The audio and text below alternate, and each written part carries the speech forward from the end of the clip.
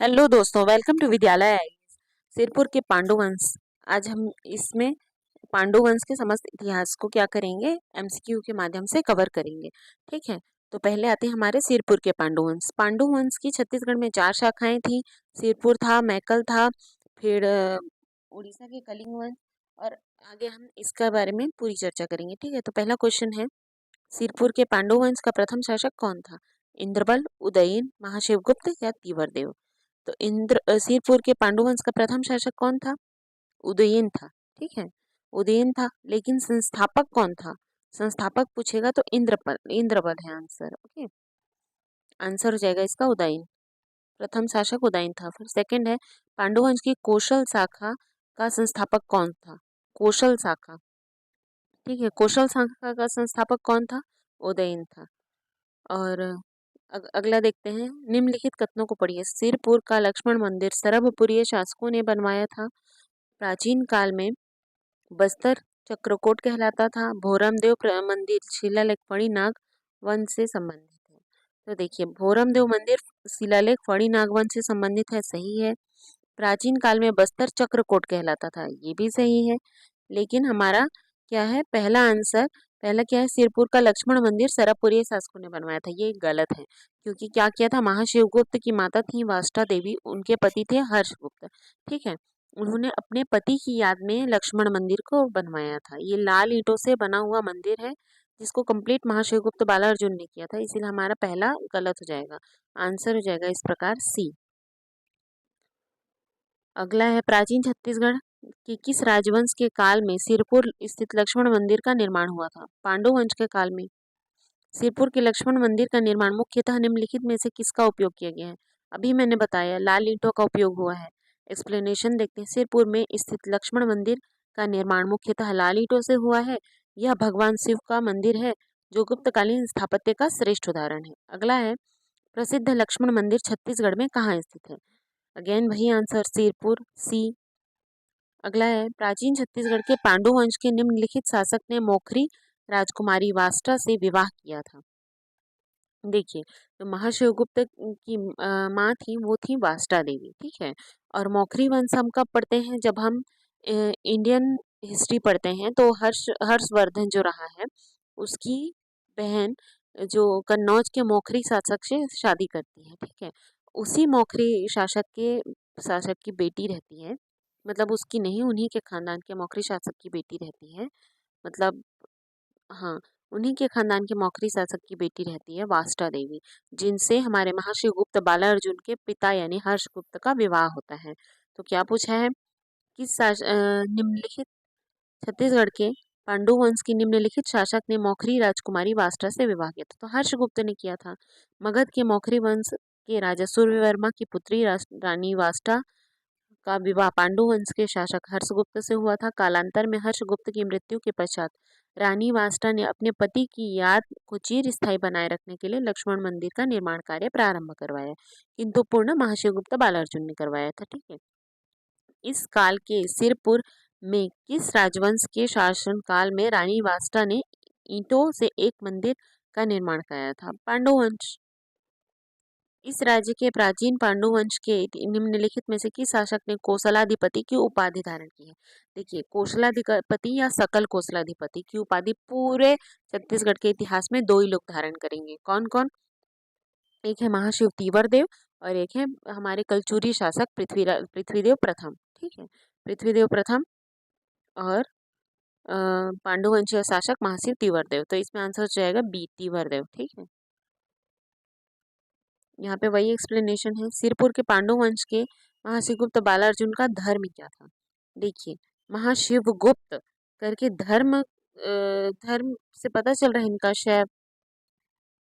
अब देखते हैं। देखिए, सिरपुर के पांडु वंश क्या थे? अधिकांशतः वैष्णव अनुयायी थे। ठीक है, वैष्णव धर्म के अनुयायी थे, लेकिन जो और परम भागवत की उपाधि भी धारण करते थे। लेकिन महाशिवगुप्त बालार्जुन शिव जी के बहुत बड़े उपासक थे। ठीक है, शैव धर्म के अनुयायी थे।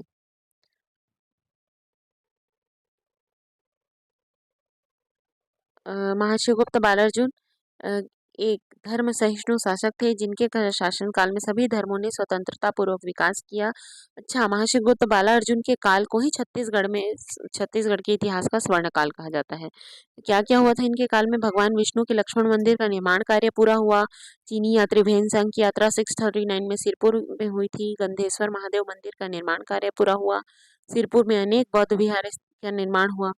फिर तीवर देव किसका अनुयायी था? ये वैष्णव धर्म का अनुयायी था। महाशिवगुप्त बालार्जुन को छोड़कर लगभग जितने भी शासक रहे सब वैष्णव धर्म के ही अनुयायी थे। ठीक है, महाशिव तीवर देव ये भी वैष्णव धर्म के ही अनुयायी थे। अब अगला है, निम्नलिखित कथनों को पढ़िए। समुद्रगुप्त की प्रयाग प्रशस्ति में उल्लेख है कि उसने कोसल के राजा महेंद्र को पराजित किया था। सरबपुरीय वंश के राजा प्रसन्न मात्र ने प्रसन्नपुर नामक शहर की जगह स्थापना की थी। और सोम पांडु वंशीय राजा महाशिवगुप्त बालार्जुन ने सिरपुर में अनेक बौद्ध विहार का निर्माण करवाया। तो देखिए हमारा क्या है, कूट के आधार पर उत्तर चुनिए। सही सही सही गलत पहचानना है। ठीक है, तो यहाँ सरबपुरी वंश के राजा प्रसन्न मात्र ने नीडिला नदी के किनारे प्रसन्नपुर शहर की स्थापना की थी। ये सही है। आज ये किस नाम से जाना जाता है, आप मुझे कमेंट बॉक्स में जरूर बताएं। समुद्रगुप्त की प्रयाग प्रशस्ति में उल्लेख है कि उसने कौशल के राजा महेंद्र को पराजित किया था। ये भी सही है। और तीसरा है, सोमवंशीय राजा महाशिवगुप्त बालार्जुन ने सिरपुर में अनेक, तीनों सही है हमारे। ठीक है, तो ए बी सी तीनों सही है। अगला है, 7वीं शताब्दी में चीनी यात्री वेनसांग ने इस राज्य के निम्नलिखित में से किस स्थान को भेंट दी थी? सिरपुर को दी थी। ठीक है, क्या दिया था? चीनी यात्री वेनसांग ने 639 में पांडुवंशीय शासक महाशिवगुप्त बालार्जुन के शासनकाल में सिरपुर एवं मल्हार की यात्रा की तथा अपनी पुस्तक सी यू की में छत्तीसगढ़ को कियासलो नाम से वर्णित किया। अगला है सी, चीनी यात्री वेनसांग ने सिरपुर की यात्रा की थी, कब की थी? 639 में की थी, तो 7वीं सदी हो गया। 600 से ऊपर 7वीं सदी आता है और 500 से ऊपर 6वीं सदी आता है। ठीक है, और 15 अगला क्वेश्चन है, छत्तीसगढ़ के महासमुंद जिले के किस शहर का वेनसांग ने 7वीं शताब्दी में यात्रा किया था? सिरपुर। अगला है, उस विदेशी यात्री का नाम बताइए जो 7वीं शताब्दी में छत्तीसगढ़ में आया था। कौन आया था? वेनसांग आया था। अगला है, निम्नलिखित में से किस पांडुवंशी शासक के समय वेनसांग सिरपुर आया था? किसके समय आया था? महाशिवगुप्त बालार्जुन के समय। चीनी यात्री वेनसांग ने छत्तीसगढ़ के किस स्थल की यात्रा की थी? तो उसने दो जगहों की यात्रा की थी, प्रमुख रूप से सिरपुर की थी और मल्हार की थी। ठीक है, तो आंसर हो जाएगा हमारा ए, मल्हार। अगला है, इस राज्य के निम्नलिखित में से किस प्राचीन राजवंश महाशिवगुप्त संबंधित था? किस प्राचीन राजवंश से महाशिवगुप्त संबंधित था? किस राजवंश से संबंधित था? पांडुवंश से। प्राचीन काल में निम्नलिखित में से किस राजवंश ने इस राज्य पर शासन नहीं किया? सरबपुरी, पांडु, नल या मौखरी? देखिए, सरबपुरी ने किया है, पांडु ने किया है, नलो ने किया है। किसने नहीं किया? मौखरी नहीं कर पाए। छत्तीसगढ़ के मैकल क्षेत्र में प्राचीन काल में निम्नलिखित में से किस राजवंश का शासन था? किस राजवंश का शासन था? मैकल क्षेत्र में मैकल के पांडुवंशी कहते हैं। ठीक है, तो आंसर हो जाएगा हमारा ए, सोमवंश। सोमवंश या पांडुवंश सेम ही है, दोनों ऑप्शन एक साथ नहीं देना चाहिए, लेकिन अगर सोमवंश दिया है तो मैकल के सोमवंशी कहलाते थे वो। सिरपुर के पांडु, मैकल के सोम। अब देखिए यहाँ पे आया है, छत्तीसगढ़ के सोमवंशीय शासकों की निम्नलिखित शाखाएं थी। मैकल के सोमवंश, ओडिशा कलिंग का सोमवंश, कांकेर का सोमवंश और सिरपुर का सोमवंश।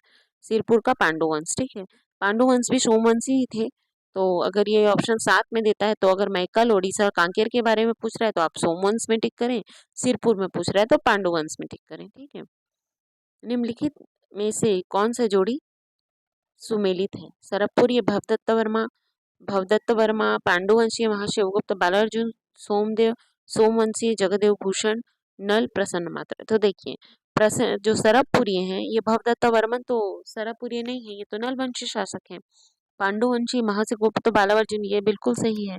सोमवंशीय जगदेव भूषण, देखिए अब ये जगदेव भूषण का नाम कांगेर के सोमवंश में आता है। ठीक है, तो अगर डायरेक्ट ऐसे बोलेगा तो आंसर ले सकते हैं, लेकिन अगर कांकेर को मेंशन किया है तब इसका आंसर ज्यादा सही हो जाएगा।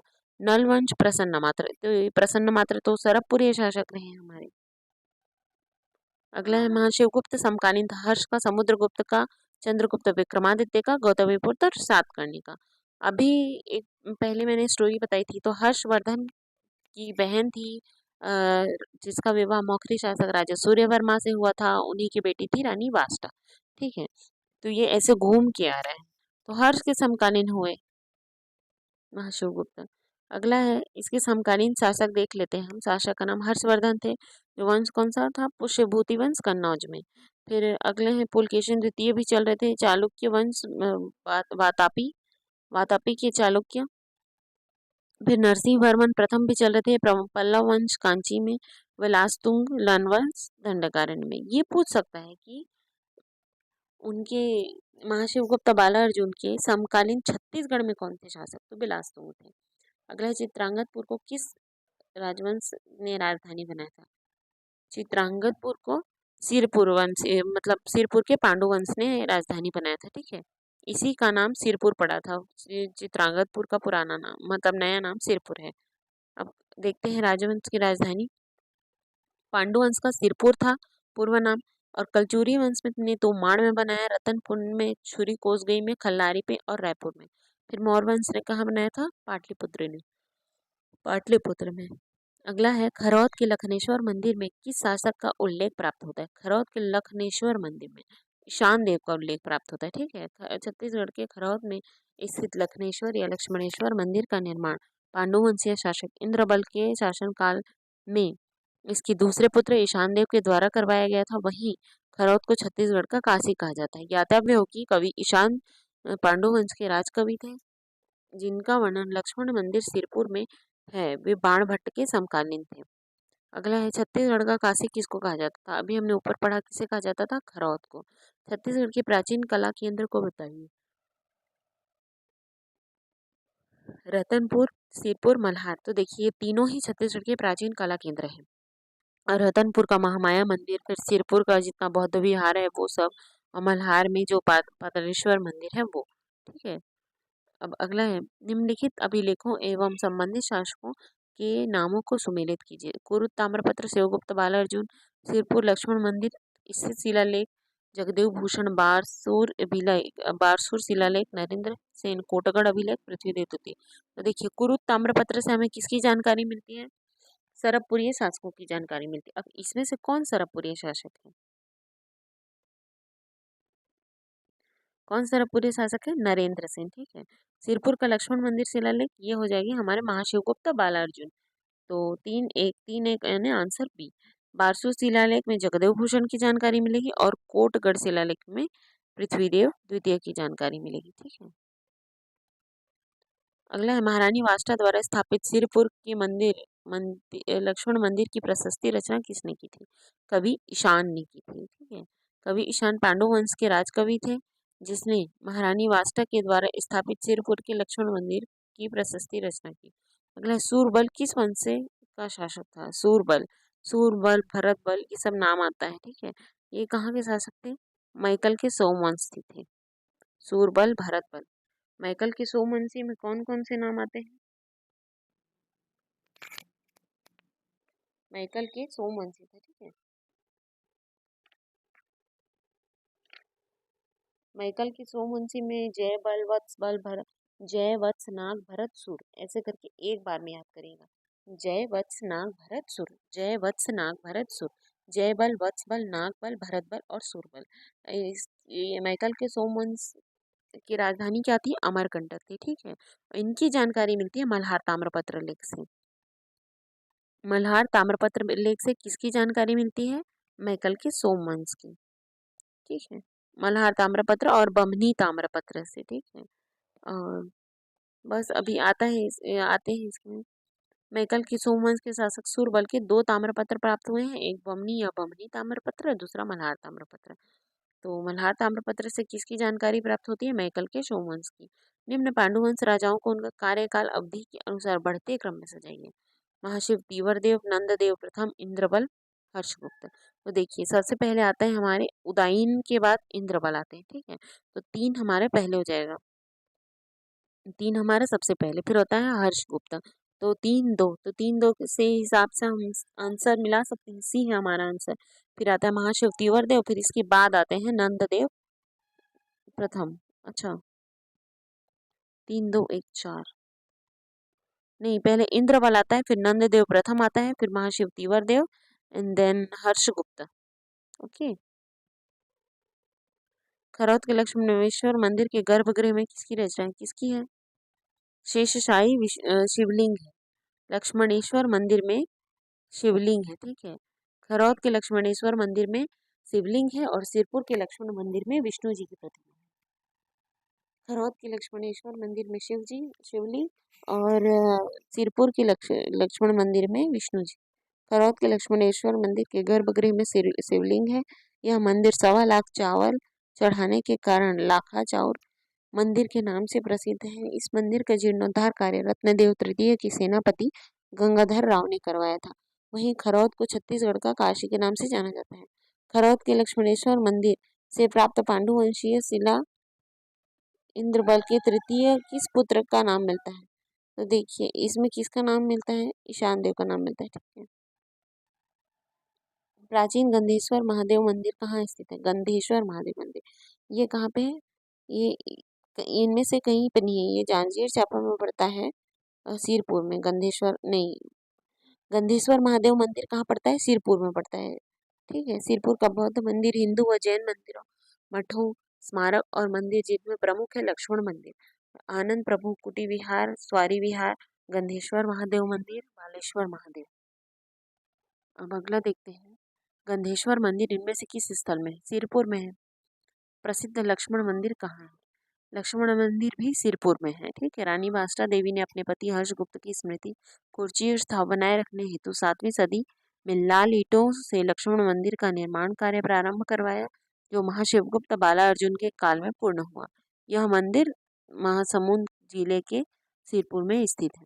अगला है कथन, रानी वाष्टा ने सिरपुर में ईंटों का मंदिर बनवाया जिसे लक्ष्मण मंदिर कहते हैं। कारण उसके पति हर्षगुप्त के मरणोपरांत उसकी स्मृति में बनाया गया। कथन कारण दोनों सही है और कथन दो सही एक की व्याख्या भी करता है। अगला है इंद्रपुर किसका प्राचीन नाम था? इंद्रपुर किसका प्राचीन नाम था? खरौत का प्राचीन नाम था, ठीक है। इंद्रपुर वर्तमान खरौत का प्राचीन नाम था। इंद्रपुर की स्थापना पांडुवंशीय शासक इंद्रबल द्वारा किया गया था। अगला है निम्न किसके शासनकाल को छत्तीसगढ़ मतलब दक्षिण कोसल अथवा छत्तीसगढ़ के इतिहास का स्वर्णकाल कहा जाता है? अभी मैंने बताया था किसके शासनकाल को कहा जाता है? महाशिव तीवर देव, चंद्रगुप्त या महाशिवगुप्त बालार्जुन, हर्षगुप्त। तो देखिए रानी वाष्टा और हर्षगुप्त के बेटे थे महाशिवगुप्त बालार्जुन, जो जिनके काल को क्या कहा जाता है? दक्षिण कौशल या छत्तीसगढ़ के इतिहास का स्वर्णकाल भी कहा जाता है। इन क्यों कहा जाता है? क्योंकि इनके शासनकाल में क्या हुआ था? कला, साहित्य, सामाजिक कल्याण के क्षेत्र में छत्तीसगढ़ में उल्लेखनीय कार्य हुए।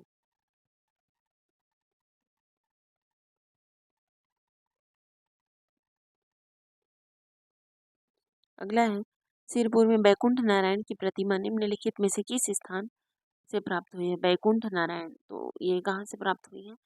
लक्ष्मण मंदिर से। सिरपुर में लक्ष्मण मंदिर, सिरपुर के लक्ष्मण मंदिर में नारायण यानी श्री विष्णु की प्रतिमा है और खरौत के लखनेश्वर मंदिर में शिवलिंग है।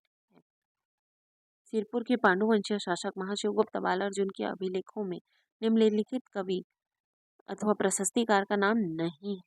ईशान, देवदंडी, सुमंगल या भास्कर। तो देखिए देवदंडी का नाम नहीं है, ईशान, सुमंगल और भास्कर तीनों का नाम है। सिरपुर के पांडुवंशीय शासक महाशिवगुप्त बालार्जुन के शिलालेख में निम्नलिखित में से किस बौद्ध आचार्य को ग्राम दान देने का उल्लेख है? किस बौद्ध आचार्य को है? जीन घोष को दान देने का उल्लेख है। अगला है निम्नलिखित में से किस विष्णु कुंडिन शासक की उपाधि जनाश्रय की थी?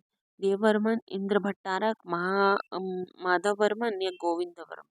तो इसका आंसर क्या हो जाएगा? आंसर हो जाएगा सी, माधव वर्मन द्वितीय।